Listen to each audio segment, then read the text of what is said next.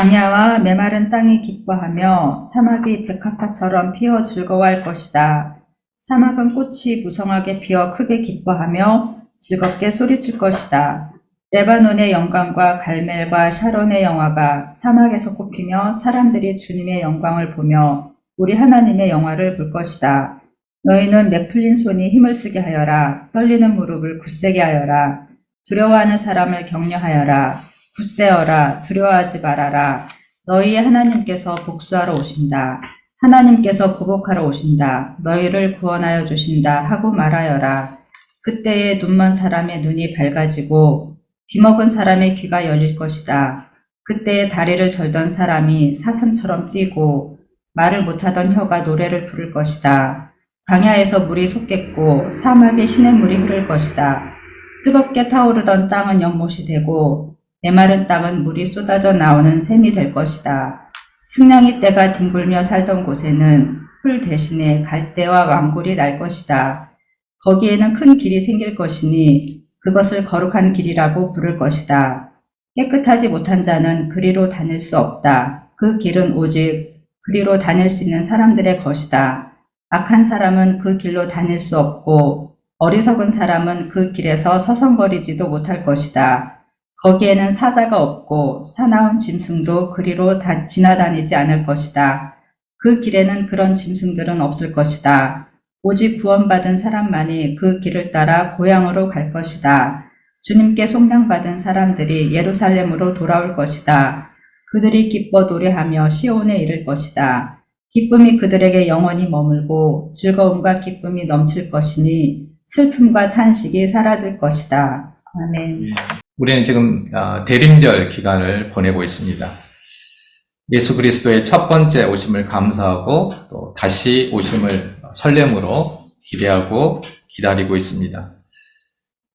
우리가 기다린다는 것은 그분을 향해 가는 것이고 또 그분도 우리를 향해서 뛰어 오신다라는 그런 의미입니다. 그런데 우리는 궁금해하죠. 정말 그분은 오고 계실까? 우리 눈에는 보이지 않는데 우리는 그것을 어떻게 알 수 있을까요? 지금부터 약 2700년 전에 살았던 이사야 선지자가 우리에게 아주 중요한 단서를 제공해주고 있습니다. 그는 구원자가 오는 장면을 마치 한 편의 영화처럼 그리고 시적으로 잘 표현해주고 있습니다. 비가 오기 전에 제비가 낮게 난다고 하잖아요. 그리고 먹구름도 멀리서 이렇게 보입니다. 이걸 우리가 징조라고 하는데요. 예수 그리스도께서 다시 오실 때도 이런 징조가 있습니다. 우리의 구원자는 지금 우리를 만나기 위해서 광야와 메마른 땅과 사막길을 오고 계십니다. 오늘 이사야 선지자는 그렇게 비유를 했습니다. 왜냐하면 우리 인간이 그동안 하나님께서 보시기에 좋게 창조한 세상을 광야와 사막과 메마른 땅과 같은 곳으로 만들었기 때문입니다. 우리가 누리는 일시적이고 제한적인 평화의 순간순간 잊고 살지만 눈을 들어서 조금만 멀리 보면 우리가 사는 곳은 길이 보이지 않고 아무리 마셔도 늘 갈증을 느끼고 죽음의 그림자가 드리워져 있는 메마른 땅입니다. 데이터로 보는 우리 세상이라는 그런 단체가 있고요. 또 사이트가 있습니다. 영국에 근거를 한 그런 단체인데요. 이곳에서는 전쟁과 평화 등등 여러 가지 우리가 일어나고 있는 일들에 대해서 이렇게 데이터로 정리해서 보여주고 있는 그런 단체입니다. 여기서 한 연구조사에 따르면 지난 10년간 전 세계적으로 매년 150건 이상의 무력 분쟁이 발생했습니다. 국가 간의 전쟁, 내전 이런 거 다 포함해서 말하는 것입니다. 2019년에는 163건이 발생했고 약 8만 명이 사망했습니다. 우크라이나와 러시아의 전쟁, 또 이스라엘과 하마스의 전쟁이 있는 올해에는 사망자 수가 수십만 명에 이를 것입니다. 질병으로 사망한 숫자는 더 많습니다. 세계보건기구에서 발표한 2021년 통계에 따르면 한 해 동안 심장병으로 1,850만 명이, 그리고 뇌졸중으로 650만 명이, 호흡기 질환으로 390만 명이 사망했습니다. 전 세계적으로 매일 약 16만 명이 사망한다고 합니다. 하지만 이것은 예상치고 실제로는 더 많은 사람들이 죽고 있다라고 추정합니다. 우리는 비교적 전 세계적으로 굉장히 안전한 나라에서 살고 있기 때문에 이러한 데이터들이 실감이 나지 않겠지만 우리가 매일 걷는 길에는 늘 죽음의 그림자가 드리워져 있습니다. 아직 완전하게 거룩해지지 못한 우리는 죽음의 길을 생명의 길로 바꾸기보다는 조금 있는 생명의 길도 죽음의 길로 바꿔버릴 때가 참 많습니다. 겨우 마련한 평화와 상생의 길도 원하는 결과를 빨리 얻을 수 없다는 이유로 갈아엎기 일쑤입니다. 잘 기다리지 못합니다. 우리는 생명의 길을 이렇게 파괴하면서 또한 역설적이게도 동시에 이 생명의 길을 간절히 그리워합니다. 오늘 본문 말씀은 광야와 메마른 땅과 사막길을 생명이 넘치는 길로 바꾸시는 분에 대한 이야기입니다. 이 이야기는 3층 구조로 이루어져 있습니다. 그러니까 세 층으로 우리가 이해를 해야 된다는 것입니다. 첫 번째 층에서 생명의 길을 내시는 분은 여호와 하나님이십니다. 이사야 선지자는 바벨론 포로로 종살이하는 이스라엘 백성을 이끌고 이 하나님께서 그들의 고향으로 돌아올 것이라고 생각했습니다. 포로가 된 지 70년 후 바벨론 포로 중에서 구원받은 사람들이 기쁨으로 고향 예루살렘으로 실제로 돌아왔습니다. 이사야 선지자는 그들이 돌아올 길을 죽음의 땅에 난 생명의 대로 큰 길에 비유했습니다. 그리고 두 번째 층에서는 생명의 길을 내신 분은 아기 예수로 오신 예수 그리스도입니다. 포로된 이스라엘 백성들이 예루살렘으로 돌아왔지만 약속받은 가나안 땅은 여전히 광야와 사막과 같은 땅이 되었습니다. 새로 성전을 건축했지요. 그러나 그들은 여전히 죄를 지었고 하나님을 떠났습니다. 그래서 하나님께서는 예수 그리스도를 보내셔서 다시 생명의 길을 내셨습니다. 그런데 이 예수님께서 처음 오셨을 때 모든 걸 다 끝내셨으면 좋았을 텐데 이 땅에 잠시 머물다가 다시 오신다라는 말씀을 남기고 떠나셨습니다. 많은 사람들이 이 부분을 이해 못합니다. 왜 그러셨을까? 우리는 다만 믿음으로 이것이 하나님의 계획이셨다라는 사실만 알고 있습니다. 이제 세 번째 층에서 우리는 떠나셨던 예수 그리스도가 내고 계신 그 생명의 길을 보게 됩니다. 그분은 지금 우리를 향해 다시 오고 계십니다. 다시 오시겠다고 약속하셨기 때문에 우리는 그 사실을 믿습니다.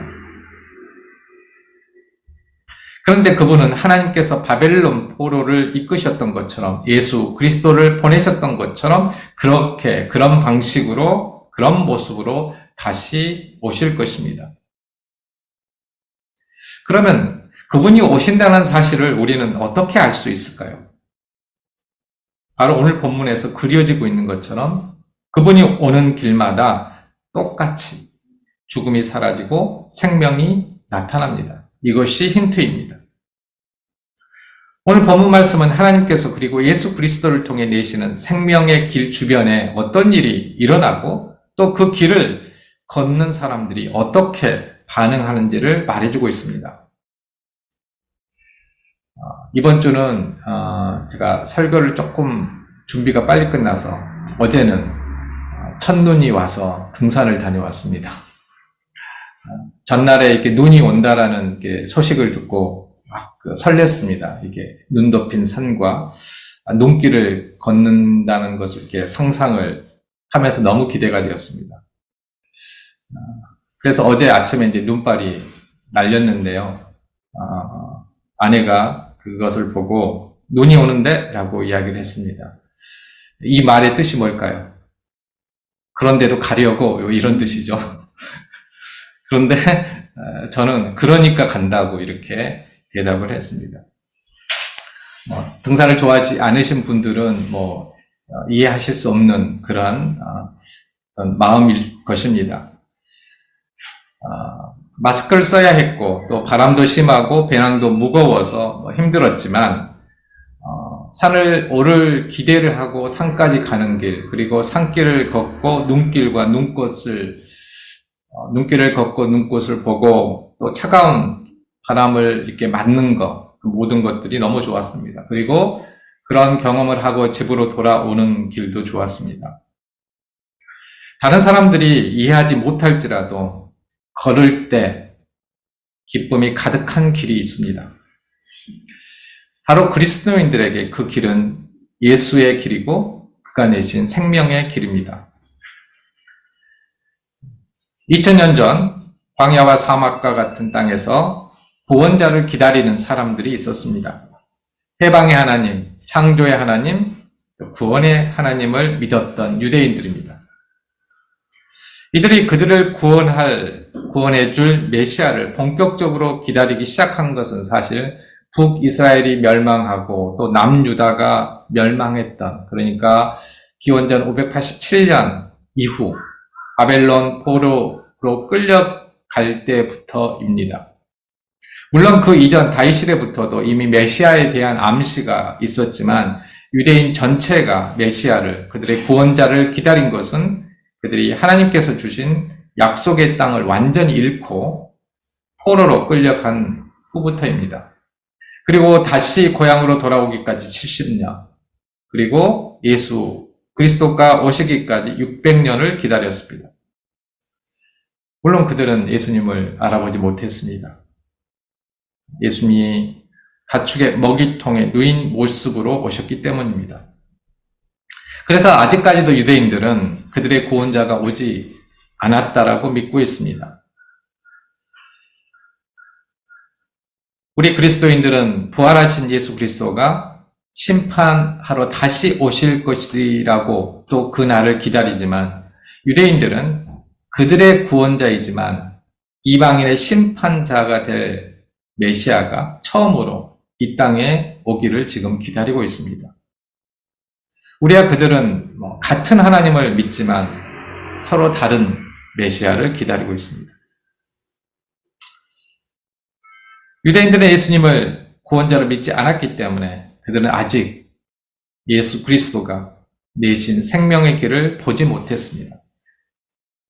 생명이 그들을 향해 걸어올 때 그 주변에 무슨 일이 일어나는지를 보지 못했습니다. 그러나 우리 그리스도인들이 이미 한번 보았습니다. 그래서 다시 오신다고 말씀하신 그분을 기다리는 것이 어떻게 보면 조금 더 수월하다라고 할 수 있습니다. 어떻게 기다려야 하는지도 잘 알고 있습니다. 우리가 성경을 통해서 잘 기다렸던 사람들, 기다리지 못했던 사람들에 대해서도 배웠기 때문입니다. 적어도 길 위를 죽음으로 뒤덮는 방식이 아니고 생명의 땅을 광야와 사막과 같은 죽음의 땅으로 바꾸는 방식이 아니라는 사실은 알고 있습니다. 우리가 지난주에 아가서를 통해서 사랑에 푹 빠진 신랑이 사랑하는 그의 신부를 향해 어떤 심정으로 달려오는지를 함께 살펴보았습니다. 오늘 본문 말씀에 기록된 구원자의 모습을 보면요, 아가서의 신랑이 오는 모습보다 더욱더 극적이고 환상적입니다.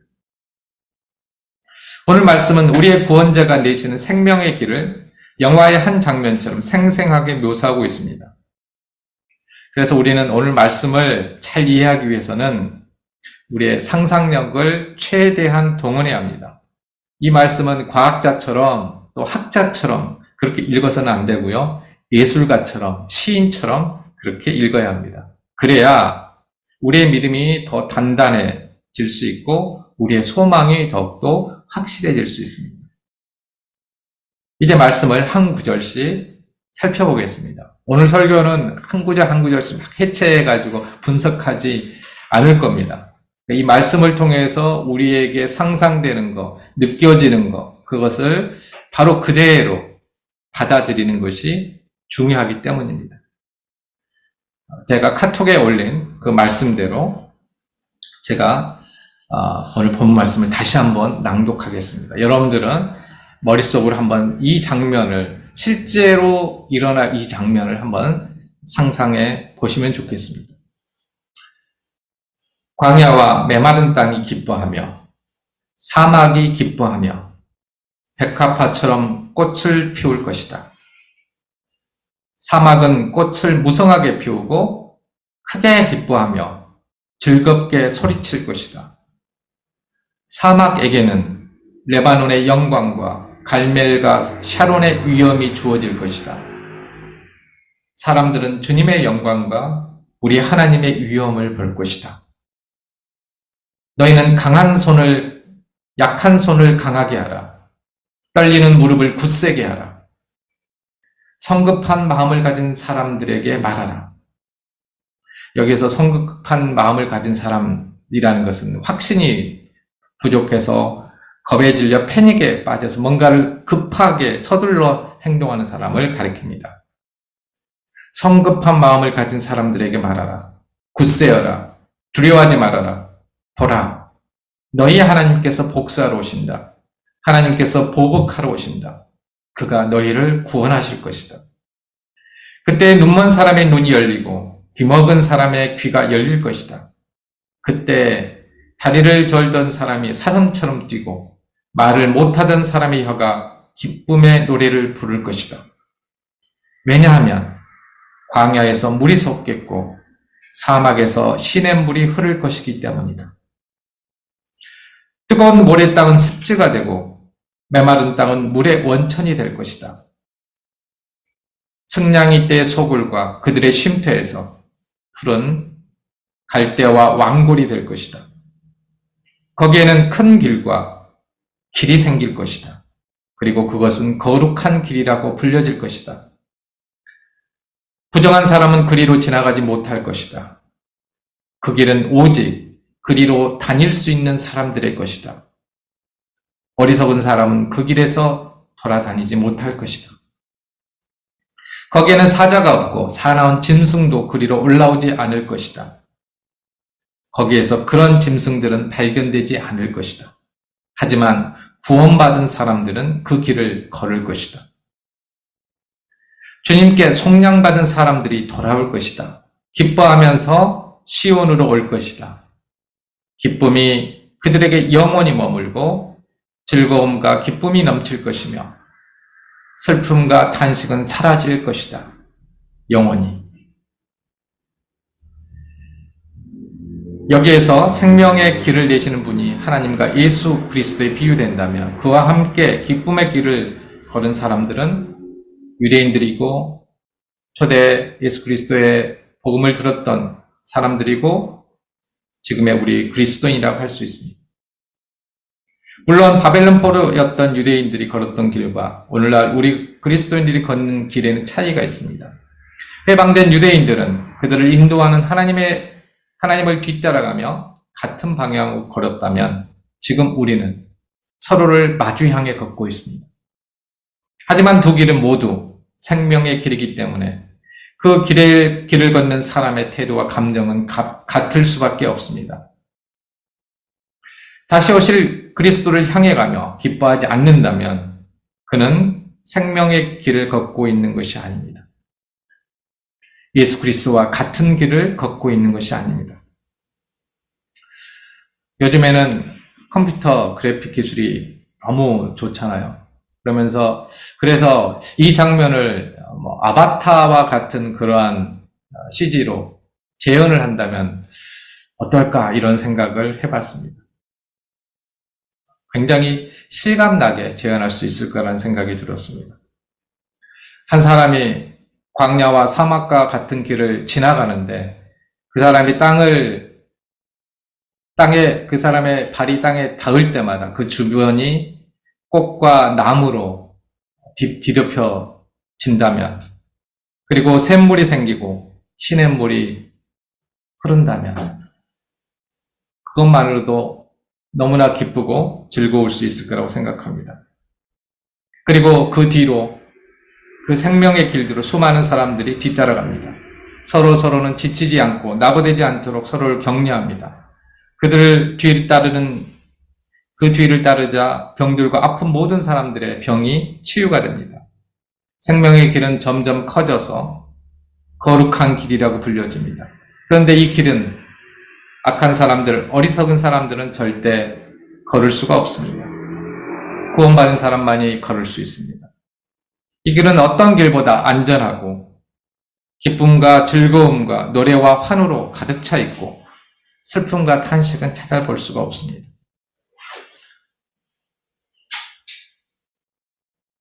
이 장면을 상상하면 상상할수록, 그리고 이게 실현된다라고 우리가 생각을 한다면 너무너무나 기쁜 그러한 장면입니다.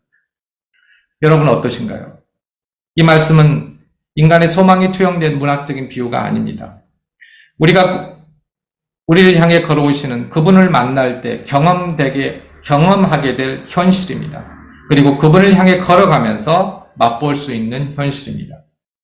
따라서 성경은 보이지 않는 것을 믿는 믿음과 보이지 않는 것을 바라는 소망으로 구원을 받는다라고 말을 합니다. 믿음과 소망은 보이지 않는 거라고 분명히 말합니다. 하지만 현실입니다. 소망은 대략 세 종류로 나눠볼 수 있습니다. 먼저 확실하게 이루어질 것을 소망하는 것입니다.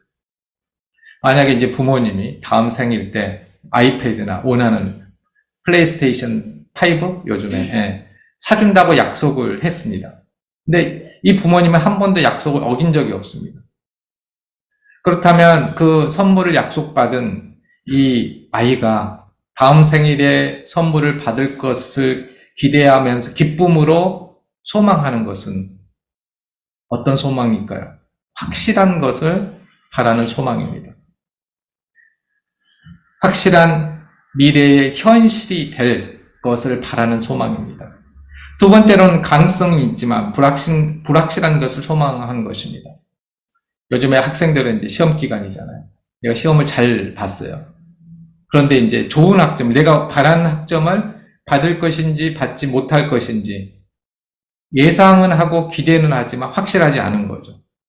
왜냐하면 요즘에는 대부분 상대평가를 하기 때문에 내가 시험을 잘 봤어도 다른 학생이 잘 보면 내가 이제 밀려나는 것이죠. 마지막으로는 불가능한 것을 소망하는 것입니다. 그러니까 로또에 당첨이 되고 싶어 하면서도 정작 로또는 안 사는 거예요. 취직하고 싶은데 이력서를 안 내는 거죠. 그러면서 바라는 소망이 있습니다. 그렇다면 우리가 예수 그리스도께서 다시 오시기를 소망하는 것은 이 중에 몇 번째 유형의 소망일까요? 많은 사람들이 의심하고 기다리지 못하지만 성경은 확실하게 첫 번째 유형의 소망이라고 말합니다. 예수 그리스도는 우리의 현실이 될 것입니다. 그런데 생명의 길에 대해서 이사야 선지자만 말했던 것이 아닙니다. 예수님께서도 생명의 길 위에서 어떤 일이 일어나는지 세례 요한의 제자들에게 말씀해 주셨습니다. 오늘 본문의 5절, 6절은 예수님께서 세례 요한의 제자들에게 답변하시면서 인용하신 말씀입니다. 세례 요한의 제자들은 예수님께 오실 메시아인지 아닌지 다른 메시아를 그들이 기다려야 하는지를 물었습니다. 누가복음 7장 22절 말씀입니다. 예수께서 그들에게 이렇게 대답하셨습니다. 너희가 보고 들은 것을 가서 요한에게 알려라. 눈먼 사람이 다시 보고 다리 저는 사람이 걷고 나병 환자가 깨끗해지고 귀먹은 사람이 듣고 죽은 사람이 살아나고 가난한 사람들이 복음을 듣는다. 그런데 오늘 본문 말씀은 예수 그리스도가 메시아로 오셨음을 가리키는 말씀으로만 인용된 것이 아닙니다. 이 말씀을 오늘 본문 말씀 가운데 한 구절을 또 요한계시록을 기록한 요한이 새하늘과 새 땅에 대해서 말하면서 인용을 했습니다. 10절 말씀입니다. 요한계시록 21장 4절에 기록되어 있는데요. 그들의 눈에서 모든 눈물을 닦아주실 것이니 다시는 죽음이 없고 슬픔도 울부짖음도 고통도 없을 것이다. 이전 것들이 다 사라져 버렸기 때문이다. 이사야서 말씀과 예수 그리스도와 다시 오실, 이미 오신 예수님과 다시 오실 예수님이 다 연결되어 있다는 것이죠. 같은 길을 오시기 때문입니다. 하나님과 예수 그리스도께서 내신 생명의 길은 기나긴 기다림의 길이었습니다. 성경은 이미 두 번에 걸쳐 그 길이 역사적으로 이루어졌다라고 말하고 있습니다. 그리고 우리는 다시 그 길을 걷고 있습니다. 우리가 걷는 이 길은 이제는 마지막 길이고 길 끝에 이르게 될 그런 길입니다. 그런데 두 번 모두 이 길은 괴롭고 지치고 실망스러운 길이 아니었고 그런 환경에도 불구하고 환호와 즐거움과 기쁨 가득한 그런 길이었습니다. 바벨론 포로에서 풀려나 고향 예루살렘으로 가는 길은 기쁨의 길이었습니다. 제자들이 고대하던 메시아와 함께 걸었던 길도 기쁨의 길이었습니다. 그리고 부활하신 예수님의 다시 오심을 기다리는 길, 그를 향해 가는 길 또한 기쁨의 길입니다.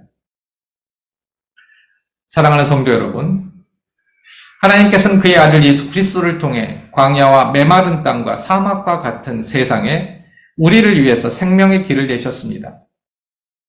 우리는 그 길 위에서 다시 오고 계시는 예수 그리스도를 향해 걷고 있습니다.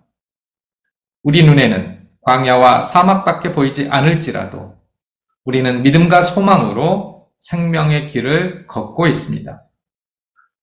우리를 통해, 오거리 교회를 통해 우리가 만나는 사람이 살아나고 우리 사회가 살아난다면, 생명을 얻게 된다면 우리는 생명의 길을 걷고 있는 것입니다.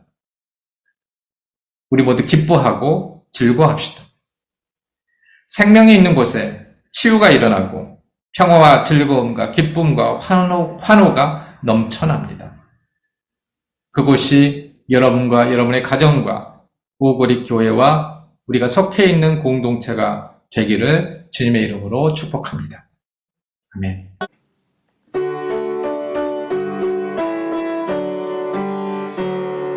주여 우리 축복하소서. 당신의 평화를 주소서. 우리 위에 주의 손으로 주여 잡아주소서. 어두운 세상에